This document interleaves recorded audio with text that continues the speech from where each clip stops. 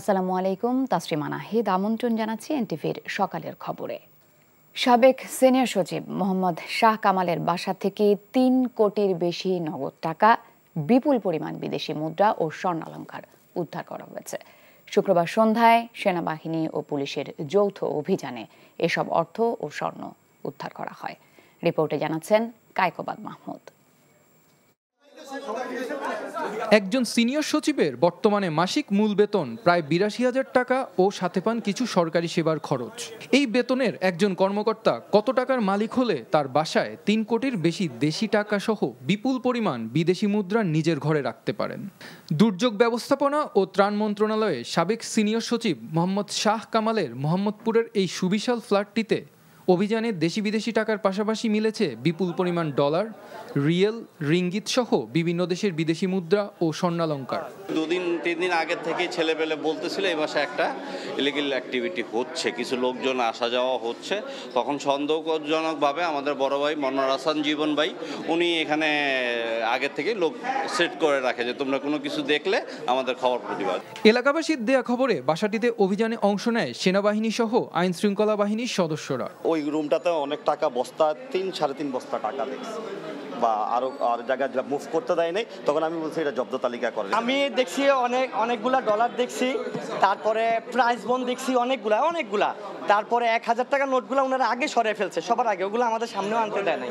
সাবেক সিনিয়র সচিব শাহ কামালের ফ্ল্যাট থেকে পাওয়া বিপুল পরিমাণ এই সম্পদের উৎস সম্পর্কে তদন্ত করার কথা জানিয়েছে police. Kaikobad Mahmud, NTV news, Dhaka. ভারতের প্রধানমন্ত্রী নরেন্দ্র মোদীর সাথে টেলিফোনে কথা বলেছেন অন্তর্বর্তীকালীন সরকারের প্রধান উপদেষ্টা অধ্যাপক ডক্টর মোহাম্মদ ইউনূস। কথোপকথনে প্রধানমন্ত্রী নরেন্দ্র মোদী একটি গণতান্ত্রিক, স্থিতিশীল, শান্তিপূর্ণ এবং প্রগতিশীল বাংলাদেশের প্রতি ভারতের সমর্থন পুনর্ব্যক্ত করেন। নরেন্দ্র মোদী বাংলাদেশের হিন্দু ও অন্যান্য সংখ্যালঘু সম্প্রদায়ের নিরাপত্তা ও সুরক্ষা নিশ্চিত করার গুরুত্ব তুলে ধরেন। এ সময় প্রধান উপদেষ্টা অধ্যাপক ইউনূস মোদীকে আশ্বস্ত করেন অন্তর্বর্তী সরকার বাংলাদেশের হিন্দু এবং সব সংখ্যালঘু গোষ্ঠীর সুরক্ষাকে অগ্রাধিকার দেবে। ফোন আলাপে দুই নেতা নিজ নিজ জাতীয় অগ্রাধিকারের সাথে সামঞ্জস্য রেখে দ্বিপাক্ষিক সম্পর্ককে এগিয়ে নেবার উপায় নিয়েও আলোচনা করেন। নতুন 4 উপদেষ্টা শপথ নেবার পর অন্তর্বর্তী সরকারের উপদেষ্টাদের দপ্তরে বড় পরিবর্তন আনা হয়েছে। নতুন শপথ নেওয়া উপদেষ্টা ওয়াহিদুদ্দিন মাহমুদকে পরিকল্পনা ও শিক্ষা মন্ত্রণালয়ের দায়িত্ব দেওয়া হয়েছে। পুরনো উপদেষ্টাদের মধ্যে অবসরপ্রাপ্ত ব্রিগেডিয়ার জেনারেল এম শাখাওয়াত হোসেনকে স্বরাষ্ট্র মন্ত্রণালয় থেকে সরিয়ে বস্ত্র ও পাট মন্ত্রণালয়ের দায়িত্ব দেওয়া হয়েছে। তার জায়গায় অবসরপ্রাপ্ত লেফটেন্যান্ট জেনারেল জাহাঙ্গীর আলম চৌধুরীকে স্বরাষ্ট্র মন্ত্রণালয়ের দায়িত্ব দেওয়া হয়েছে। পাশাপাশি তিনি সামলাবেন কৃষি মন্ত্রণালয়ও। নতুন উপদেষ্টাদের মধ্যে আলী ইমাম মজুমদারকে প্রধান উপদেষ্টার কার্যালয়ে সংযুক্ত করা হয়েছে। মোহাম্মদ ফাজল কবির খানকে বিদ্যুৎ, জ্বালানি ও খনিজ সম্পদ মন্ত্রণালয়ের পাশাপাশি সড়ক পরিবহন ও সেতু মন্ত্রণালয় এবং রেলপথ মন্ত্রণালয়ের দায়িত্ব দেওয়া হয়েছে। মোহাম্মদ নাহিদ ইসলাম ডাক, টেলিযোগাযোগ ও তথ্য প্রযুক্তি মন্ত্রণালয়ের সঙ্গে তথ্য ও সম্প্রচার মন্ত্রণালয়ের দায়িত্ব পেয়েছেন। নোবেলজয়ী ডক্টর মোহাম্মদ ইউনূসের নেতৃত্বাধীন অন্তর্বর্তী সরকারের আরও 4 জন উপদেষ্টা শপথ নিয়েছেন। শুক্রবার বিকেলে বঙ্গভবনে তাদের শপথ পাঠ করান রাষ্ট্রপতি মোহাম্মদ শাহাবুদ্দিন। নতুন উপদেষ্টা হিসেবে শপথ নিয়েছেন প্রধান উপদেষ্টার বিশেষ সহকারী হিসেবে সম্প্রতি নিয়োগ পাওয়া আলী ইমাম মজুমদার, অর্থনীতিবিদ প্রফেসর ওয়াহিদুদ্দিন মাহমুদ, সাবেক সচিব মোহাম্মদ ফাজল কবির খান এবং সাবেক সেনা কর্মকর্তা অবসরপ্রাপ্ত লেফটেন্যান্ট জেনারেল মোহাম্মদ জাহাঙ্গীর আলম চৌধুরী। শপথ অনুষ্ঠানে উপস্থিত ছিলেন অন্তর্বর্তী সরকারের প্রধান উপদেষ্টা সহ বাকি উপদেষ্টারা। ছাত্র জনতার আন্দোলনের মুখে হাসিনা সরকারের পতনের পর 8 আগস্ট ডক্টর মোহাম্মদ ইউনূসকে প্রধান উপদেষ্টা করে অন্তর্বর্তী সরকার গঠিত হয়। নতুন 4 জন শপথ নেবার অন্তর্বর্তী সরকারের উপদেষ্টা পরিষদের সদস্য সংখ্যা এখন 21। অনুরোধ জানাচ্ছি বাংলাদেশের প্রতি অকৃত্রিম বিশ্বাস পোষণ করিব ও আনুগত্য পোষণ করিব। আমি সংবিধানের রক্ষণ সমর্থন ও নিরাপত্তা বিধান করিব এবং আমি ভীতি বা অনুগ্রহ অনুরাগ বা বিরাগের বশবর্তী না হইয়া সকলের প্রতি আইন অনুযায়ী যথাবিহিত আচরণ করিব। বিএনপি চেয়ারপারসন বেগম খালেদা জিয়াকে শিগগিরই উন্নত চিকিৎসার জন্য বিদেশে নেওয়া হবে বলে জানিয়েছেন দলের মহাসচিব মির্জা ফখরুল ইসলাম আলমগীর। শুক্রবার দুপুরে এক অনুষ্ঠানে তিনি কথা জানান। এ সময় ভারতে বসে শেখ হাসিনা দেশের বিরুদ্ধে ষড়যন্ত্র করে যাচ্ছে বলেও অভিযোগ করেন তিনি। দুষ্কৃতিকারীরা দেশের সম্প্রীতি নষ্ট করতে চায় উল্লেখ করে মির্জা ফখরুল আলো বলেন, সে সুযোগ আর দেয়া হবে না। মেজবাহ হাসান জানাচ্ছেন বিস্তারিত। গণতান্ত্রিক ও অসাম্প্রদায়িক রাষ্ট্র বিনির্মাণের লক্ষ্যে বিএনপির চেয়ারপারসনের গুলশান কার্যালয়ে হিন্দু, বৌদ্ধ, খ্রিস্টান ঐক্য পরিষদের নেতাদের সাথে এই মত বিনিময়। সভা শেষে পরিষদের সাধারণ সম্পাদক রানা দাশগুপ্ত জানান, অতীতের সব ভুলে সবাইকে মানবিক রাষ্ট্র গঠন করতে হবে। আমরা বর্তমানকে সামনে রেখে ভবিষ্যতের দিকে তাকাই, একটি মানবিক রাষ্ট্র এবং বৈষম্যহীন সমাজ প্রতিষ্ঠায় আমরা ঐক্যবদ্ধভাবে কাজ করি। এ সময় বিএনপির মহাসচিব বলেন, যে সরকারই আসুক সাম্প্রদায়িক সম্প্রীতি নষ্ট করতে দেওয়া হবে না। আমরা বাংলাদেশে একটা রেইনবো স্টেট নির্মাণ করতে চাই, সকল ধর্ম, গোত্র, বর্ণ নির্বিশেষে। ওনাদের যে সমস্যাগুলো আছে আমরা সেই সমস্যাগুলোকে আমাদের সমস্যা মনে করে আমরা যে সরকারই আসুক, আমরা আসলে আমরা অথবা যে সরকারই আসুক তাদের কাছে সেটা আমরা অবশ্যই তুলে ধরবো এবং সেই সমস্যাগুলো সমাধান করার চেষ্টা করবো। এর আগে বিএনপি চেয়ারপারসন বেগম খালেদা জিয়ার জন্মবার্ষিকী উপলক্ষে দলের নয়াপল্টন কার্যালয়ে মিলাদ ও দোয়া অনুষ্ঠানে মির্জা ফখরুল বলেন, গণতন্ত্রের জন্য বিএনপির সংগ্রাম শেষ হয়ে যায়নি। আমরা যদি মনে করি যে আমাদের লড়াই শেষ হয়ে গেছে তাহলে ভুল করবেন।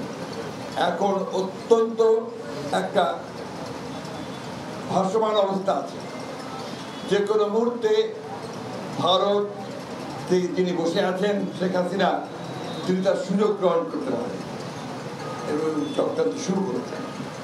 সেই চক্রান্তকে প্রতিরোধ করাই আমাদের কাজ। এ সময় বেগম খালেদা জিয়ার সুস্থতা কামনা ও ছাত্র জনতার আন্দোলনে নিহত ও আহতদের জন্য মোনাজাত করা হয়। আল্লাহ যদি রহম করেন, ম্যাডাম অতি শীঘ্র আমরা বিদেশে চিকিৎসার জন্য নিয়ে যাব। আমরা আল্লাহর কাছে দোয়া করি যে একদম সমস্ত সুস্থ হয়ে আমাদের মাঝে ফিরে আসেন। সেই এদিকে বিএনপির স্থায়ী কমিটিতে আরও 2 সদস্য যুক্ত হয়েছেন। নতুন 2 সদস্য হলেন দলটির ভাইস চেয়ারম্যান পদে থাকা অবসরপ্রাপ্ত মেজর হাফিজ উদ্দিন আহমেদ এবং professor doctor AZ-M Zahid Hossain. Misbah Hasan, NTV news, Dhaka. New market থানায় করা হকার শাহজাহান আলী হত্যা মামলায় national telecommunication monitoring centre NTMC এর সাবেক মহাপরিচালক চাকরিচ্যুত মেজর জেনারেল জিয়াউল আহসানকে 8 দিনের রিমান্ডে নিয়ে জিজ্ঞাসাবাদ করার অনুমতি দিয়েছে আদালত। ঢাকার চিফ মেট্রোপলিটন ম্যাজিস্ট্রেট আদালত শুক্রবার এই আদেশ দেন। এর আগে জিয়াউল আহসানকে আদালতে হাজির করে 10 দিনের রিমান্ডে নিয়ে জিজ্ঞাসাবাদ করার আবেদন করে পুলিশ। মিজান রহমানের রিপোর্ট। ব্যাপক ছাত্র আন্দোলনের মুখে গত 5 আগস্ট শেখ হাসিনা সরকারের পতনের একদিন পর সেনাবাহিনী থেকে বাধ্যতামূলক অবসরে পাঠানো হয় মেজর জেনারেল জিয়াউল আহসানকে। বৃহস্পতিবার মধ্যরাতে রাজধানীর খিলক্ষেতের একটি বাসা থেকে বিতর্কিত সাবেক এই সেনা কর্মকর্তাকে গ্রেফতার করে শুক্রবার ঢাকার CMM আদালতে হাজির করা হয়। এ সময় আদালত ও আশপাশের এলাকায় সেনাবাহিনী সহ পুলিশ ও বিজিবি মোতায়েন করে নিরাপত্তা জোরদার করা হয়। শুনানিতে বৈষম্য বিরোধী ছাত্র আন্দোলন ও অতীতের রাজনৈতিক গুম খুনের মাস্টারমাইন্ড হিসেবে এই সেনা কর্মকর্তার সম্পৃক্ততার কথা তুলে ধরেন আইনজীবী। আন্তর্জাতিকভাবে বিখ্যাত সেই আয়না ঘরের আজকের রূপকার ছিল আজকের আসামি। আপনারা জানেন, এই একটি শ্রেণীর একটি ব্যক্তির ক্ষমতাকে কুক্ষিগত করার জন্য, স্থায়ী করার জন্য আজকের এই আসামির মতো কয়েকজন উচ্চ পদস্থ সেনাবাহিনীর কর্মকর্তা, পুলিশ কর্মকর্তা, র্যাব কর্মকর্তারা মানুষের কণ্ঠ চেপে ধরেছিল। আপনারা সাংবাদিক ভাইরা ভয়ে ভীত ছিলেন, তারা আয়নাঘর তৈরি করেছিল, আপনাদেরকে কথা বলার স্বাধীনতা দেওয়া হয় নাই। গণমাধ্যমের সাথে কথা না বললেও আসামি পক্ষের আইনজীবী বলেন, আলোচিত আয়নাঘরের সাথে সাবেক এই সেনা কর্মকর্তার কোনো সম্পর্ক নেই, এমনকি তিনি DGFI কখনো চাকরি করেননি বলেও দাবি করেন তিনি। উভয় পক্ষের শুনানি শেষে আদালত জিয়াউল আহসানকে 8 দিনের রিমান্ড মঞ্জুর করেন। 8/7/24 মামলায় তাকে আজকে প্রডিউস করে 10 দিনের রিমান্ড চেয়েছিল প্রসিকিউশন, সেখানে বিজ্ঞ আদালত তার পক্ষে একজন আইনজীবী, তার আপন বোন ছিলেন আজকে আদালতে, যেহেতু বোন সে তো আসতে হবে, আসতে হয়, সেজন্য উনি এসেছিলেন, উনিও বক্তব্য রেখেছেন। আদালত উভয় বক্তব্য শুনানি অন্তে 8 দিনের রিমান্ড মঞ্জুর করেছেন। ডিজিটাল গোয়েন্দা নজরদারির শাখা এনটিএমসি ছাড়াও আলোচিত এই সেনা কর্মকর্তা দীর্ঘদিন র্যাবের গোয়েন্দা শাখার প্রধান হিসেবে মানবতাবিরোধী অপরাধে যুক্ত বলেও দাবি করেন আইনজীবীরা। Mizan Rahman, NTV news, Dhaka. আওয়ামী লীগের আমলে গুম খুনের মাস্টার মাইন্ড ছিলেন বরখাস্ত সেনা কর্মকর্তা জিয়াউল হাসান। অভিযোগ আছে অসংখ্য বিচার বহির্ভূত হত্যার ঘটনা তার প্রত্যক্ষ মদতেই হয়েছে। নিজেও করেছেন অসংখ্য ক্রসফায়ার। আর বহুল আলোচিত আয়নাঘরের কারিগরদের নায়ক তিনি। দেশ জুড়ে বহু গুম খুনের মধ্যে বিএনপি নেতা ইলিয়াস আলী ও চৌধুরী আলমের গুম আর নারায়ণগঞ্জের 7 মার্ডারের সাথে জিয়াউল হাসানের নাম জড়িয়ে আছে। Apple শাহরিয়ারের report. 15 আগস্ট ধানমন্ডির 32 নম্বরে অনাকাঙ্ক্ষিত যেসব ঘটনা ঘটেছে তা খতিয়ে দেখা হচ্ছে বলে জানিয়েছেন বৈষম্য বিরোধী ছাত্র আন্দোলনের সমন্বয়ক সার্জিস আলম। দোষী প্রমাণিত হলে ব্যবস্থা নেওয়া হবে বলেও জানান তিনি। শুক্রবার সকালে ঢাকা বিশ্ববিদ্যালয় এলাকায় সাংবাদিকদের ব্রিফিংয়ে তিনি এসব কথা বলেন। 15 আগস্ট রাষ্ট্রীয়ভাবে শোক পালনের বিরোধী দাবি করে সার্জিস বলেন, ব্যক্তিগতভাবে শ্রদ্ধা জানানোয় বাধা দেওয়া উচিত হয়নি। ট্রাফিক পুলিশ দায়িত্ব গ্রহণ করায় শিক্ষার্থীদের দ্রুত পড়ার টেবিলে ফেরার আহ্বান জানান বৈষম্য বিরোধী ছাত্র আন্দোলনের এই নেতা। নতুন রাজনৈতিক দল করা হবে কিনা এমন প্রশ্নের স্পষ্ট জবাব দেননি সার্জিস। একদম স্পষ্ট তথ্য রয়েছে যেই প্রতি বিপ্লবী আসলে এই বিষয়টা আপনাদের কোনো মেসেজ থাকবে কিনা। আচ্ছা, ওই 15 আগস্টে ওই ধানমন্ডি 32-এ কেউ যদি আসলে তার শক্তি পালন করতে চায়, একটি ফুল দিতে যেতে চায়, আমরা তাকে আমাদের জায়গা থেকে বাধা দিতে পারি না। আমরা বিগত আওয়ামী লীগের সময় দেখেছি বঙ্গবন্ধুকে কিংবা শেখ মুজিবুর রহমানকে বঙ্গবন্ধু থেকে শুরু করে যত বিশেষণে বিশেষায়িত করা যায় সেগুলো করা হয়েছে এবং অতিরঞ্জিত অনেক ঘটনা নিজের মন মতো করে বানানো হয়েছে, ইতিহাস সাজানো হয়েছে। অপরদিকে আমরা যদি দেখি শেরে বাংলাকে ফজলুল হক, মাওলানা আব্দুল হামিদ খান ভাসানী, হোসেন শহীদ সরওয়ার্দী, জিয়াউর রহমান থেকে শুরু করে তাজউদ্দিন আহমেদ পর্যন্ত এই মানুষগুলো যতটুকু ন্যূনতম সম্মান প্রাপ্য কিংবা ইতিহাসের যে জায়গাটুকু তারা ধারণ করে সেটুকুও তাদেরকে দেয়া হয়নি। আমরা বিশ্বাস করি আমাদের জায়গা থেকে এই যে মানুষগুলো রয়েছে, আসলে বাংলাদেশের ইতিহাস নিয়ে কথা বললে যেই মানুষদের অবদান একদম অনস্বীকার্য, তাদের প্রত্যেককে তাদের যতটুকু অবদান ছিল এর জন্য তাদের স্মরণ করতে হবে। রংপুর কেন্দ্রীয় কারাগারে বন্দীদের 2 গ্রুপের সংঘর্ষে একজন নিহত হয়েছে, আহত হয়েছে বেশ কয়েকজন। ঘটনায় 2 কারারক্ষীকে সাময়িক বরখাস্ত এবং একটি তদন্ত কমিটি গঠন করা হয়েছে বলে জানিয়েছে জেলা প্রশাসন। সংঘর্ষের খবর পেয়ে কারাগারে যান সেনা সদস্যরা। এলাকাবাসী ও কারাসূত্র জানায়, কারাগারের ভেতরে একটি গাছ থেকে আমরা পেড়ে খাওয়া নিয়ে শুক্রবার সকাল থেকে বন্দীদের 2 গ্রুপের ধাওয়া পাল্টা ধাওয়া হয়। পরিস্থিতি নিয়ন্ত্রণে কারারক্ষীরা গুলি ছোড়ে। দুপুর পর্যন্ত কারাগারের ভেতরে থেমে থেমে গুলির শব্দ পাওয়া যায়। এ সময় আশপাশের এলাকায় আতঙ্ক ছড়িয়ে পড়ে। সংঘর্ষে প্রতিপক্ষের মারধরে গুরুতর আহত হন বাহার নামে এক বন্দী। পরে স্থানীয় হাসপাতালে তিনি মারা যান। জেলা প্রশাসন মোবাশ্বের জানান, পরিস্থিতি নিয়ন্ত্রণে কারাগারে অতিরিক্ত পুলিশ ও সেনা মোতায়েন করা হয়েছে।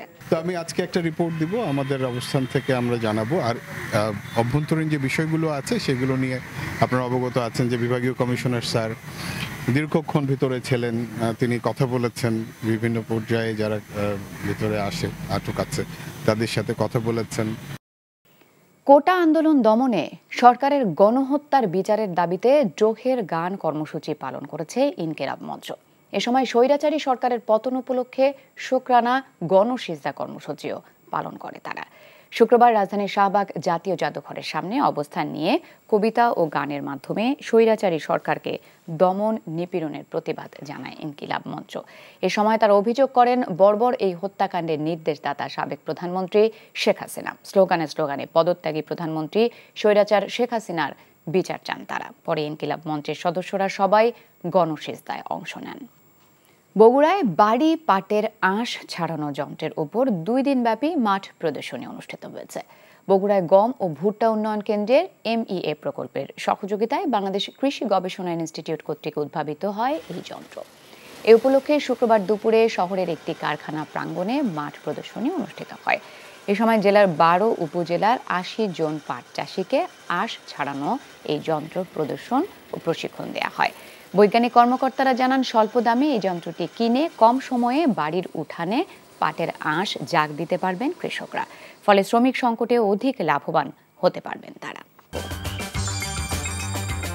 এই ছিল সকালের খবরে। এই খবরের ভিডিও সহ আপডেট জানতে ভিজিট করুন এনটিভি অনলাইন www.ntvbd.com। এছাড়াও এনটিভির জনপ্রিয় সব অনুষ্ঠান ও খবরের আপডেট জানতে ভিজিট করুন আমাদের ইউটিউব ও ভেরিফাইড ফেসবুক পেজে। এতক্ষণ সাথে থাকার জন্য ধন্যবাদ সবাইকে।